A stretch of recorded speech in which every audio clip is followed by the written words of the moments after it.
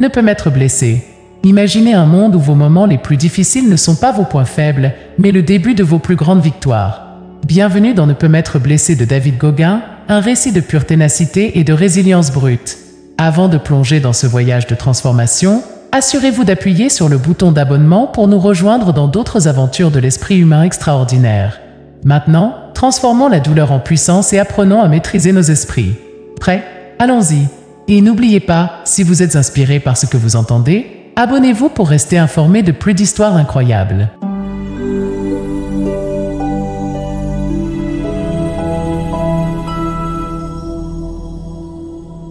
Le premier axe, la volonté plus que la motivation. Le concept de la volonté plus que la motivation du livre Ne peut m'être blessé de David Gauguin souligne l'idée qu'une obsession pour vos objectifs et une volonté implacable peuvent être plus puissantes et durables que la motivation éphémère. Gauguin préconise un état d'esprit où vous n'êtes pas simplement motivé, mais obsédé par la poursuite de l'excellence et le dépassement de vos limites perçues. L'obsession comme carburant, contrairement à la motivation, qui peut venir et partir, l'obsession est une source constante d'énergie qui vous pousse à avancer, même lorsque des défis se présentent. Durcir votre esprit. Gauguin parle de faire des choix inconfortables pour durcir votre esprit, tout comme vous développeriez des callosités sur vos mains à force de travail. Cette force mentale vous permet de traverser la douleur et l'inconfort. La règle des 40%, Gauguin croit que lorsque votre esprit vous dit que vous avez terminé, vous n'avez en réalité utilisé que 40% de vos capacités. Il reste encore 60% à exploiter, c'est là que la volonté intervient pour dépasser cette résistance initiale. Prendre des âmes, il s'agit de surpasser et de durer plus longtemps que vos concurrents ou toutes attentes extérieures. C'est montrer à vous-même et aux autres que vous avez un réservoir de volonté et de force qui n'est pas facilement épuisé. Pour véritablement incarner le principe de la volonté plus que la motivation, il s'agit de s'engager sur un chemin d'amélioration continue de soi, d'embrasser l'inconfort comme un outil de croissance et de ne jamais se contenter de la médiocrité. Il s'agit d'être exceptionnel parmi les exceptionnels, prouvant constamment à vous-même que vous avez ce qu'il faut pour surmonter les obstacles et atteindre vos plus hautes aspirations. Le deuxième axe, la règle des 40%. La règle des 40% est un concept puissant introduit par David Gauguin dans son livre Ne peut m'être blessé. C'est un principe qui suggère que lorsque nous pensons être à notre limite, nous n'utilisons en réalité qu'environ 40% de notre potentiel. Cette règle est un appel à repousser les barrières mentales que nous nous fixons souvent. Barrière mentale, notre esprit nous incite souvent à nous arrêter en raison de la fatigue ou de l'inconfort alors que nous avons beaucoup plus à offrir. Comprendre cela peut nous aider à dépasser ce que nous percevons comme des limites. Progrès incrémental. En décomposant les défis en tâches plus petites et gérables, nous pouvons progressivement sortir de notre zone de confort et exploiter les 60% inutilisés de nos capacités. Entraînement à la résilience. Sortir régulièrement de notre zone de confort et faire face à l'adversité peut renforcer notre résilience, nous permettant de gérer des défis plus importants au fil du temps. Autodialogue et visualisation. Un autodialogue positif et la visualisation du succès peuvent aider à surmonter l'impulsion initiale de l'esprit à abandonner, nous permettant de puiser plus profondément dans notre potentiel. Connexion physique et mentale, la règle souligne également la connexion entre l'endurance physique et la force mentale. Renforcer l'un peut aider à améliorer l'autre. En adoptant la règle des 40%, nous pouvons apprendre à persévérer à travers des situations difficiles, que ce soit dans l'entraînement physique, les objectifs personnels ou les entreprises professionnelles. Il s'agit de ne pas laisser nos limitations auto-imposées dicter ce que nous pouvons accomplir, à la place de viser constamment la croissance et l'amélioration. Souvenez-vous, il ne s'agit pas seulement de force physique, il s'agit de cultiver un esprit indomptable qui refuse d'abandonner, même face aux défis les plus difficiles. Le troisième axe, embrasser l'inconfort. Embrasser l'inconfort est un thème central du livre Ne peut m'être blessé de David Gauguin. Il s'agit de sortir de sa zone de confort pour atteindre la croissance personnelle et la transformation. Comprendre l'inconfort, reconnaître que l'inconfort n'est pas quelque chose à éviter mais un signe que vous grandissez et vous améliorez. C'est une indication que vous repoussez vos limites. Croissance à travers la douleur. L'histoire de vie de Gauguin illustre comment endurer la douleur et la souffrance peut conduire à des réalisations extraordinaires. Il enseigne que la véritable croissance se produit lorsque vous persévérez malgré l'adversité. Fixez des objectifs audacieux. En fixant des objectifs élevés et ambitieux, vous vous mettez au défi de dépasser vos capacités actuelles, ce qui implique souvent d'embrasser l'inconfort. Développer la résilience mentale. Construire la résilience mentale implique de former votre esprit à résister à la pression et à rester déterminé, malgré l'inconfort. Des techniques comme l'auto-encouragement positif et la visualisation peuvent aider à construire cette résilience. Le rôle de la souffrance. Gauguin croit que la souffrance et l'inconfort sont nécessaires au développement personnel. Ils nous obligent à affronter nos peurs et nos limitations, conduisant à des percées et à l'autodécouverte. En intégrant ces points, vous pouvez approfondir votre compréhension de l'axe embrasser l'inconfort et l'appliquer à divers aspects de la vie, que ce soit la poursuite d'objectifs de fitness, d'ambition professionnelle ou de relations personnelles. Il s'agit de prendre la décision consciente de faire face et de surmonter les obstacles qui se dressent entre vous et vos rêves. Quatrième axe, la puissance de l'autodiscipline et de la persévérance.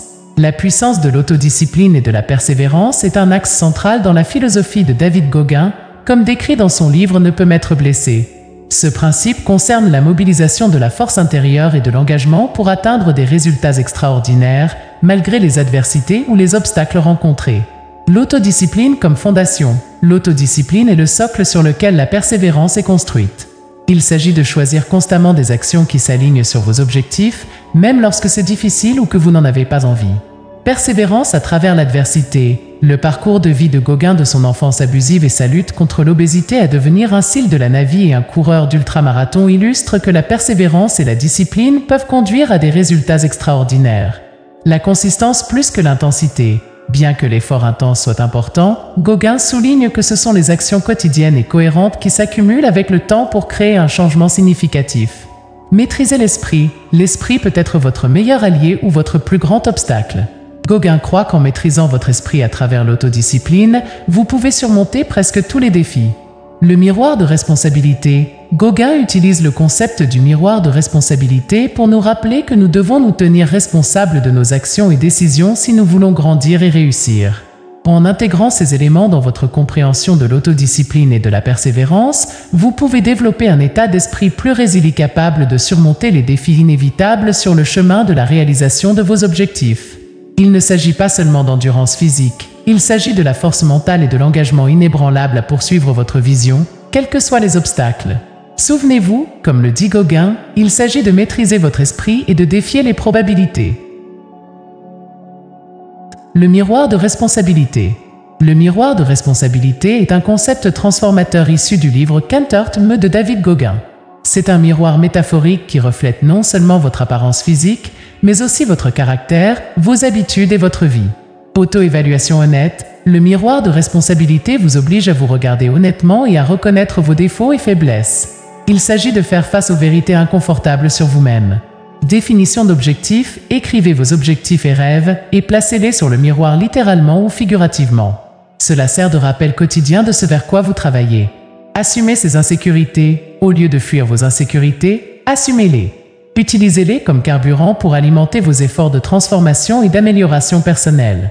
Vérification quotidienne, prenez l'habitude de consulter régulièrement votre miroir de responsabilité. Utilisez-le pour suivre vos progrès et vous tenir responsable de l'action envers vos objectifs. Amour difficile, parfois, vous devez être votre propre critique le plus sévère. Le miroir de responsabilité n'est pas une question d'apitoiement sur soi, il s'agit de motivation personnelle et de se pousser à faire mieux. En intégrant le miroir de responsabilité dans votre vie, vous créez un outil puissant pour l'autoréflexion et la croissance personnelle.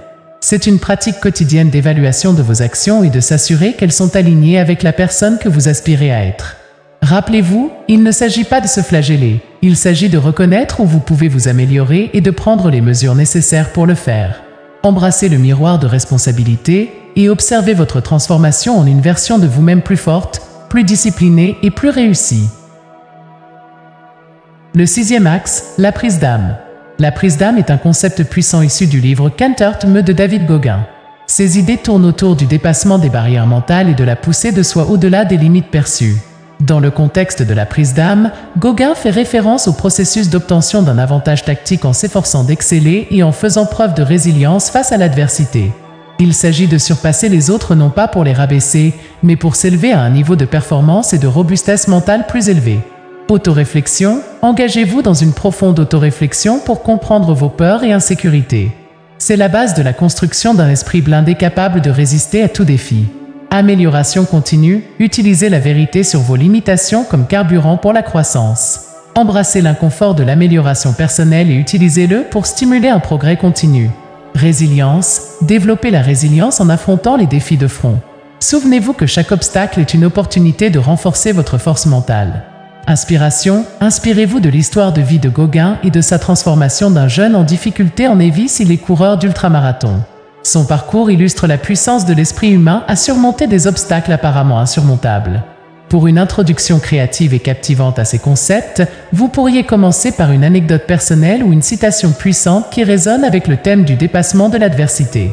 Concluez par un appel à l'action qui encourage le public à réfléchir sur leur propre vie et à identifier les domaines où ils peuvent appliquer les principes du 6e axe et de la prise d'âme pour atteindre la croissance personnelle et l'excellence. Rappelez-vous, l'objectif n'est pas seulement d'être meilleur que les autres, mais d'être meilleur que vous étiez hier. C'est un voyage de découverte de soi et de poursuite implacable de son potentiel. Continuez à repousser vos limites et laissez l'esprit de la prise d'âme vous guider vers de nouveaux sommets de réalisation personnelle. Le 7e axe, transformer la douleur en succès. Transformer la douleur en succès, tiré du livre Qu'importe-me de David Gauguin, nous plonge dans l'idée que les épreuves et les luttes personnelles peuvent être de puissants catalyseurs de croissance et de réussite. L'histoire personnelle de Gauguin en est un témoignage, puisqu'il a transformé sa douleur issue d'une enfance difficile en carburant qui l'a conduit à devenir un Navy-SEAL, un ranger de l'armée et l'un des athlètes d'endurance les plus reconnus au monde. Embrassez les défis, considérez chaque défi comme une opportunité de devenir plus fort. La douleur, physique et émotionnelle, peut être un enseignant si vous êtes prêt à en tirer des leçons. Changement de mentalité, adoptez un état d'esprit qui ne voit pas les obstacles comme des barrières insurmontables, mais comme des chances de développer la résilience et la détermination. Action plutôt que confort, choisissez l'action plutôt que le confort. Le chemin vers le succès est souvent jonché d'inconfort, mais c'est en surmontant cet inconfort que vous grandissez. Responsabilité, soyez responsable de votre vie. Votre passé peut vous façonner, mais il ne définit pas votre avenir. Prenez en main votre parcours. La règle des 40%, souvenez-vous de la règle des 40% de Gauguin, qui postule que lorsque vous pensez avoir atteint vos limites, vous n'êtes en réalité qu'à 40%. Il reste encore 60% à exploiter. Pour explorer davantage ce concept, vous pourriez rédiger un essai ou créer un atelier comprenant des exercices conçus pour aider les individus à identifier leurs propres sources de douleur et les leçons qu'ils peuvent en tirer. Encouragez-les à fixer des objectifs qui transforment leur douleur en tremplin vers le succès. Partagez des histoires de personnes ayant fait de même et créez une communauté de soutien où les gens peuvent partager leurs progrès et s'encourager mutuellement. En fin de compte, transformer la douleur en succès consiste à reconnaître que les expériences les plus difficiles de la vie peuvent forger les parties les plus solides de notre caractère. Il ne s'agit pas seulement de survivre, mais de prospérer grâce aux défis que nous rencontrons. Alors que nous clôturons ce chapitre sur Qu'importe-me de David Gauguin, souvenez-vous que la force de vaincre vos défis réside en vous.